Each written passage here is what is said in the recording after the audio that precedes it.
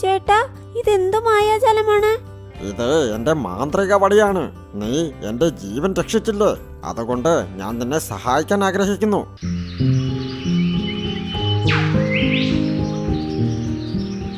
ഒരു ദിവസം കാട് ചുറ്റിയിട്ട് വരാമെന്ന് പറഞ്ഞ് മൈന ഗോൾഡിയോടൊപ്പം പോയി.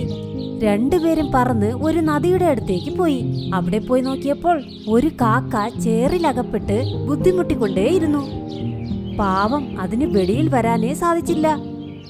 എന്തുകൊണ്ടെന്നാൽ അതിന്റെ മുകളിൽ ഒരുപാട് വിറകുകളും വീണിരുന്നു. അയ്യോ കാക്കച്ചേട്ടാ, നിങ്ങളെങ്ങനെ ഇവിടെ അകപ്പെട്ടു? കുറച്ചു നേരം മുൻപ് ഞാൻ ഇതുവഴി വന്നതാണ്. അപ്പോൾ നല്ലൊരു കാറ്റ് വീശി. ആ കാറ്റിൽ ഞാൻ ഇവിടെ വന്ന് അകപ്പെട്ടു. വെളിയിൽ വരാൻ ഞാൻ ഒരുപാട് ശ്രമിച്ചു, എന്നാൽ ഈ മുള്ളും വിറകും എന്നെ അനുവദിക്കുന്നില്ല. പേടിക്കണ്ട, ഞങ്ങൾ രണ്ടുപേരും ചേർന്ന് താങ്കളെ രക്ഷപ്പെടുത്താം. ഈ വിറക് കഷ്ണമെല്ലാം എടുത്ത് മാറ്റിത്തരാം. നൈന, നിനക്കെന്താ കണ്ണു കാണില്ലേ? അവിടെ എത്രത്തോളം മുള്ളുണ്ട്. ഇവനെ രക്ഷിക്കാൻ പോയാൽ നമുക്കും ചിലപ്പോൾ പരിക്കേൽക്കും. എനിക്ക് ഈ പണിയൊന്നും ചെയ്യാൻ വയ്യ. നീ വേണമെങ്കിൽ ചെയ്തു കൊടുത്തോ. അങ്ങനെ പറഞ്ഞ് ഗോൾഡി അവിടെ നിന്നും പറന്നുപോയി.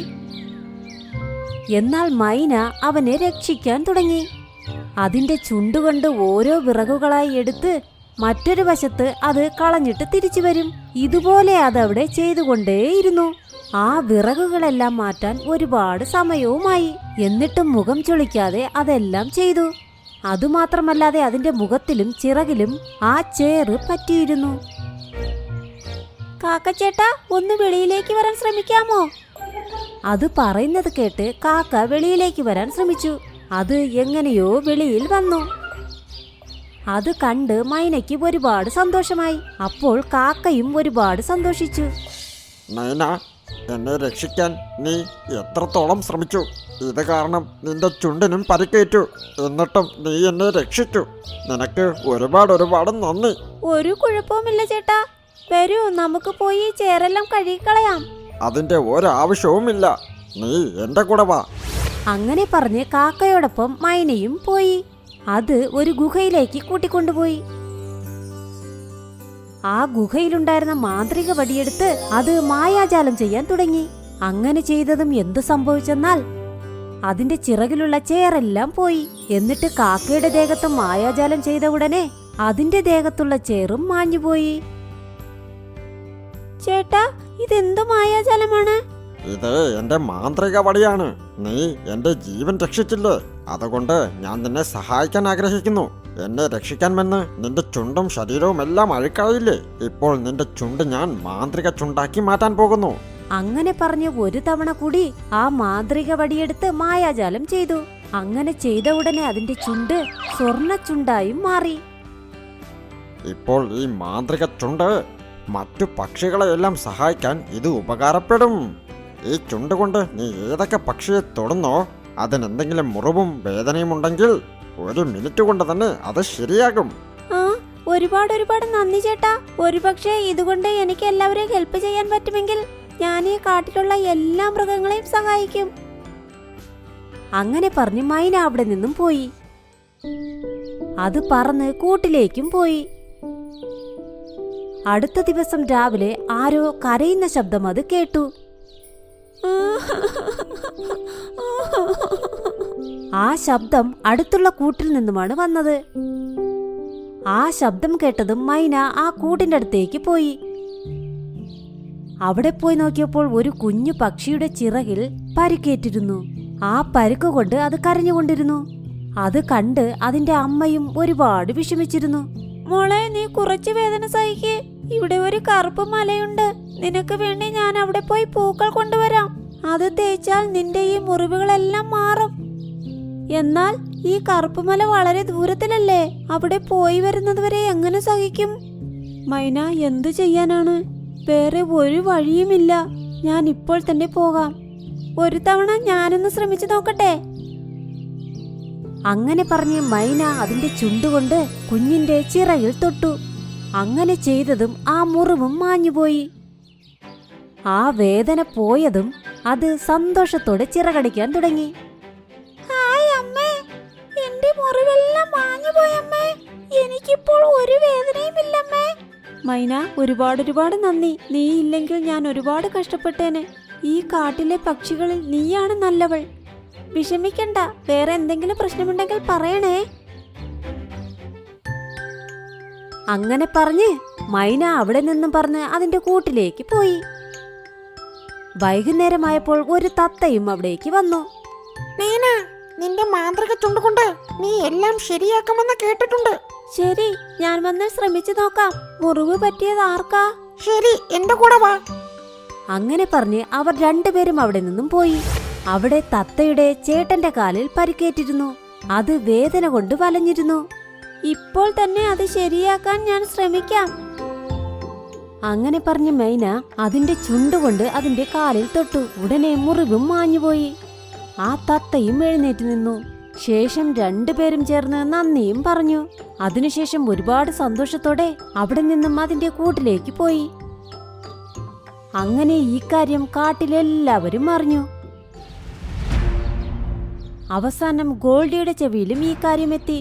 മാന്ത്രിക ചുണ്ടോ? എന്താ ഇത്? അങ്ങനെ ആയിരുന്നാൽ പോലും ബാക്കി പക്ഷികളിൽ നിന്നും ഒന്നും വാങ്ങാതെ ഇവൾ എന്തിനാ ശരിയാക്കുന്നത്? ഞാൻ ഇപ്പോൾ തന്നെ പോയി ആ ചുണ്ട് വെട്ടിയിട്ട് വരാം. അങ്ങനെ ചിന്തിച്ച് അതിന്റെ കൂട്ടിലുണ്ടായിരുന്ന ഒരു കത്തിയും എടുത്ത് അതിന്റെ കാലിന്റെ വിരലിന്റെ നടുക്ക് വെച്ച് അവിടെ നിന്നും പറന്ന് മൈനയുടെ കൂട്ടിലേക്ക് പോയി. അതിന്റെ കയ്യിലുണ്ടായിരുന്ന കത്തി കണ്ട് മൈനയും പേടിച്ചു. ഗോൾഡേ, എന്താ നീ കത്തിയുമായൊക്കെ? എല്ലാവരെയും ഫ്രീ ആയി ശരിയാക്കിയതും മതി. ഈ ചുണ്ട് ഇനി എന്റെ സ്വന്തമാണ്. ആരെങ്കിലും ഭേദപ്പെടുത്തണമെങ്കിൽ അവരിൽ നിന്നും എന്തെങ്കിലും വാങ്ങിച്ചേ ഞാൻ ചെയ്യൂ. അങ്ങനെ പറഞ്ഞ് മൈനയുടെ ചുണ്ട് അത് മുറിച്ചെടുത്തു. മൈന വേദനയാൽ പിടയാനും തുടങ്ങി. മൈനയെ കാണാൻ വൃത്തികേടായി മാറി. അത് മറ്റൊന്നും ശ്രദ്ധിക്കാതെ ആ ചുണ്ട് കാലുകൾ കൊണ്ടെടുത്ത് അവിടെ നിന്നും അത് പറന്ന് അതിന്റെ കൂട്ടിലേക്കും പോയി. അതിന്റെ കൂട്ടിലേക്ക് പോയി നോക്കിയപ്പോൾ അവിടെ അതിനുവേണ്ടി കാക്ക അവിടെ കാത്തു നിൽപ്പുണ്ടായിരുന്നു. നീ നേനയുടെ ചുണ്ട് മുറിച്ചോ? അവളെ നീ ഉപദ്രവിച്ചു. കാക്ക ചേട്ടാ, ദയവ് ചെയ്ത് ഈ ചുണ്ട് നിങ്ങൾ എനിക്ക് തരൂ. അവളുടെ സ്ഥാനത്ത് ഞാൻ പോയി എല്ലാവരെയും ഫ്രീ ആയി ചികിത്സിക്കാം. എനിക്കറിയാം, മറ്റുള്ളവരെ നീ ഒരിക്കലും പരിഗണിക്കുകയില്ലെന്ന്. അങ്ങനെ പറഞ്ഞ് ആ മാന്ത്രിക പടിയെടുത്ത് മായാജാലം ചെയ്യാൻ തുടങ്ങി. അങ്ങനെ നോക്കി നിൽക്കുമ്പോൾ തന്നെ അതിന്റെ ചുണ്ട് കല്ലുപോലെ മാറിപ്പോകുന്നു. അതിന്റെ ചുണ്ടിന് നല്ല ഭാരവും വന്നു. അത് വേദന കൊണ്ട് കരയാനും തുടങ്ങി. ശേഷം കാക്ക മൈനയുടെ കൂട്ടിൽ പോയി മൈനയെ നോക്കി അത് ഇങ്ങനെ പറഞ്ഞു. നേന, നീ കരയരുത്. ഞാൻ ഇപ്പോൾ തന്നെ നിന്നെ ഭേദപ്പെടുത്താം.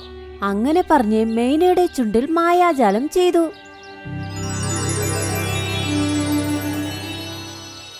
ഇപ്പോൾ അതിന്റെ ചുണ്ട് വീണ്ടും ശരിയായി. അത് കണ്ട മൈനയും സന്തോഷത്തോടെ പറക്കാൻ തുടങ്ങി. അപ്പോൾ കാക്കയും അതിന്റെ വീട്ടിലേക്ക് പോയി. എന്നാൽ മൈനയുടെ മനസ്സ് നല്ല മനസ്സായിരുന്നു. അവിടെ നിന്നും ഗോൾഡിയുടെ കൂട്ടിലേക്ക് പോയി അവൾ ഗോൾഡിയുടെ വായും ശരിയാക്കി കൊടുത്തു. ഇത് കണ്ട എല്ലാ പക്ഷികളും അതിനെ ഒരുപാട് പുകഴ്ത്താനും തുടങ്ങി. ഗോൾഡിയും അതിനോട് ക്ഷമ ചോദിച്ചു. അതിനുശേഷം മൈന സന്തോഷത്തോടെ അതിന്റെ കൂട്ടിലേക്ക് അവിടെ നിന്നും പറന്നുപോയി. ഈ ഇല ഞാൻ നിനക്ക് വേണ്ടി കൊണ്ടുവന്നേ മിട്ടു. ഈ ഇലയുടെ ഉപയോഗം എന്തെന്നാൽ കണ്ണ് കാണാത്തവരുടെ കണ്ണിൽ ഇതിന്റെ ചാറൊഴിച്ചാൽ അവർക്ക് കണ്ണ് കാണും. പക്ഷെ നല്ല കണ്ണിൽ ഈ ചാറൊഴിച്ചാൽ അവരുടെ കാഴ്ച നഷ്ടപ്പെടും.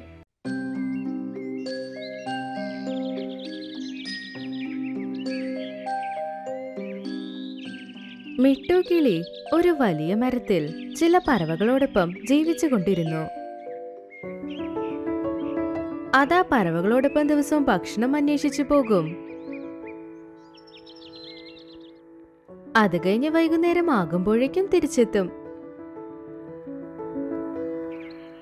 ഞാൻ ദിവസം ഇവരോടൊപ്പം പോകേണ്ടിയിരിക്കുന്നു. വെയിലിൽ ഒരുപാട് കഷ്ടപ്പെട്ട് ഭക്ഷണം അന്വേഷിക്കണം. പക്ഷെ എനിക്ക് എന്ത് ചെയ്യാൻ പറ്റും? ഇവരോടൊപ്പം പോകാനും പാടില്ല, പക്ഷെ എനിക്ക് ഭക്ഷണവും തേടണം. അപ്പോഴാണ് അത് ചിന്തിച്ചത്, കണ്ണ് കാണുന്നില്ല എന്ന് പറഞ്ഞാൽ നമുക്ക് മിണ്ടാതെ ഇവിടെ ഇരിക്കാമെന്ന്. എല്ലാ പറവകളും അതിന് ഭക്ഷണം കൊടുക്കുമെന്നും. എനിക്ക് കണ്ണ് കാണുന്നില്ല, അയ്യോ, എനിക്ക് ഒന്നും കാണുന്നില്ല, അയ്യോ.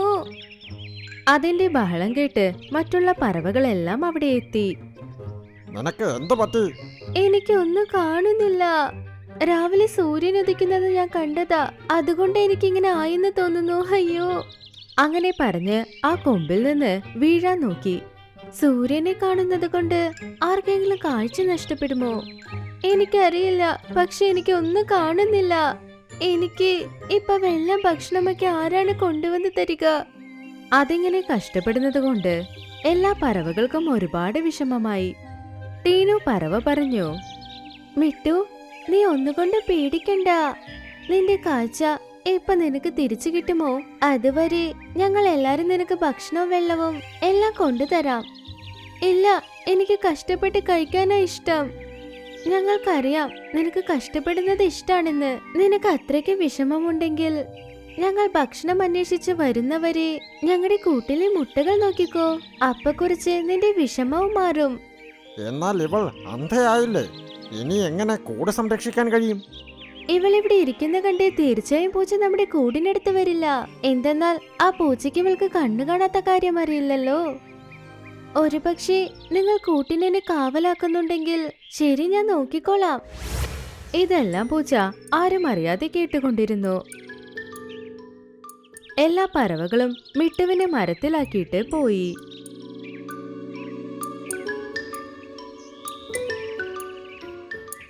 അവർ പോയതും ആ പൂച്ച മരത്തിനടുത്തേക്ക് ചെന്നു. ആഹാഹാ, ഇന്ന് എനിക്ക് പാർട്ടിയാണ്. ഈ കണ്ണു കാണാത്ത കിളി എന്നെ എന്ത് ചെയ്യാൻ പോകുന്നു? അതുമാത്രമല്ലാതെ അതിന് അറിയില്ലല്ലോ ഞാൻ ഇവിടെയുള്ള കുഞ്ഞു പറവുകളെയും മുട്ടയും കഴിക്കാൻ പോകുന്ന കാര്യം. അങ്ങനെ പറഞ്ഞത് വേഗം മരത്തിൽ കയറി കൂട്ടിലേക്ക് നടന്ന് പോയിക്കൊണ്ടിരുന്നു. ഇനി നീ ഒരു അടിയെടുത്ത് വെച്ചാൽ നിന്നെ ഞാൻ പാഠം പഠിപ്പിക്കും. അങ്ങനെ പറഞ്ഞു മിട്ടു പറന്നു അതിന്റെ കൊക്കുകൊണ്ട് ആ പൂച്ചയെ പരിക്കേൽപ്പിക്കാൻ തുടങ്ങി. ആഹാ, ഇതിനെല്ലാം അറിയുന്നുണ്ട്. അപ്പൊ ഇത് പറഞ്ഞത് നുണയാ. അയ്യോ, എനിക്ക് വേദനിക്കുന്നു. പൂച്ച അവിടെ നിന്ന് ഓടിപ്പോയി. ഇതുപോലെ മിട്ടു മുട്ടകളെയും കുട്ടികളെയും എല്ലാവരെയും നന്നായി നോക്കി. എല്ലാ പറവകളും തിരിച്ചു വരുമ്പോൾ അവർ മിട്ടുവിന് വേണ്ടിയും ഭക്ഷണം കൊണ്ടുവന്നു. മിട്ടു ആ ഭക്ഷണം സന്തോഷമായി കഴിച്ചു. അതിന് കണ്ണ് കാണുന്നില്ല എന്ന നാടകം അങ്ങനെ തുടർന്നു. അടുത്ത ദിവസം രാവിലെ എല്ലാ പറവകളും ഭക്ഷണം തേടി പോകാൻ തീരുമാനിച്ചപ്പോൾ അവിടെ നോക്കുമ്പോൾ ടീനു പറവയില്ല. ഈ ടീനു ഇത് എവിടെ പോയി? അപ്പോഴാണ് അവർ ടീനു പറന്നു വരുന്നത് കണ്ടത്. അതിന്റെ വായിൽ ചെറിയ ഒരു ഇലയുണ്ടായിരുന്നു. അത് ആ ഇല ചില്ലയിൽ കൊണ്ടുവന്ന് വെച്ചു. പിന്നെ പറഞ്ഞു, ഈ ഇല ഞാൻ നിനക്ക് വേണ്ടിയാ കൊണ്ടുവന്നേ മിട്ടു. ഈ ഇലയുടെ ഉപയോഗം എന്തെന്നാൽ കണ്ണ് കാണാത്തവരുടെ കണ്ണിൽ ഇതിന്റെ ചാറൊഴിച്ചാൽ അവർക്ക് കണ്ണ് കാണും.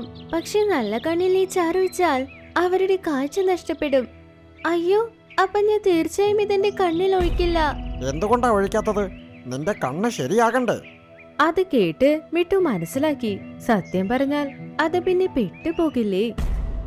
ആ, ശരി ശരി, ഒഴിച്ചോ. അത് കേട്ടതും ടീനു പറവ ആ ഇലയുടെ ചരതിന്റെ കണ്ണിൽ ഒഴിച്ചു. അതിന് കണ്ണൊക്കെ എരിയാൻ തുടങ്ങി.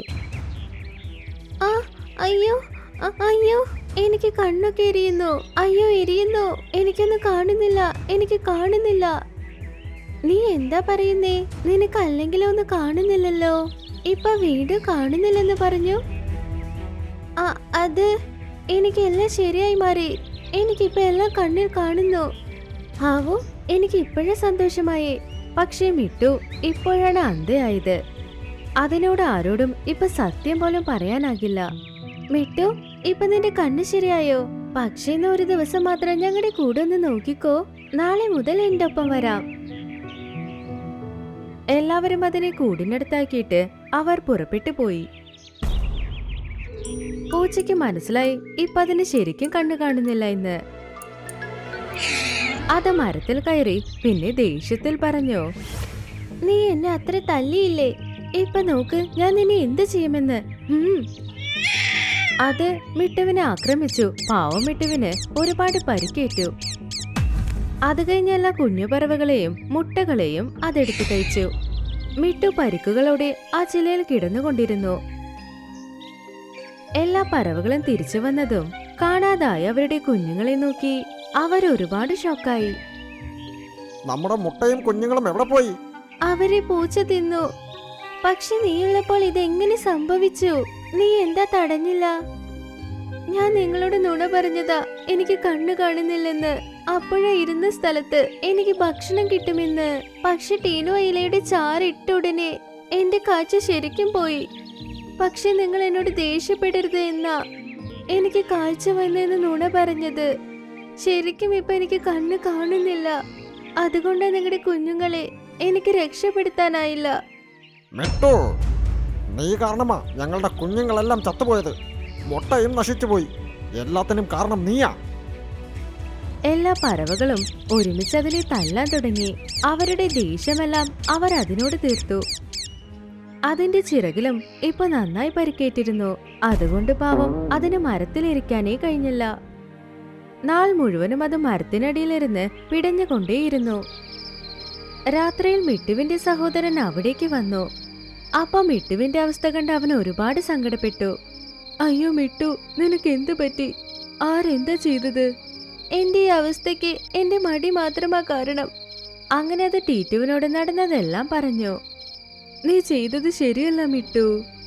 ആദ്യം നീ എല്ലാ പറവകളോടും ചെന്ന് ക്ഷമ ചോദിക്കണം.